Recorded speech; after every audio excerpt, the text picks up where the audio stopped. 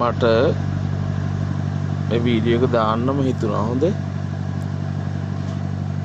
මේ කපල් එක හොඳේ මේ කපල් එක ක්‍රැකෝ වල පෝලන්ත ක්‍රැකෝ වල ෂොප් එකක් කරනවා.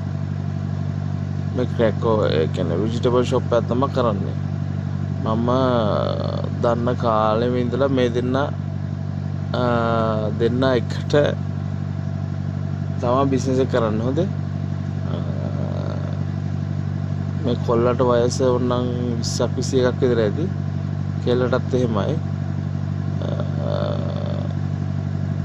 පට්ට විදියට මහන්සි වෙනවා. ඒ කියන්නේ අපි හොඳටම දන්න අපේ මොස්කෝ ෆැමිලි එකේ කට්ටිය පට්ට විදියට මහන්සි වෙනවා. මාර ගේමක් ගහනවා.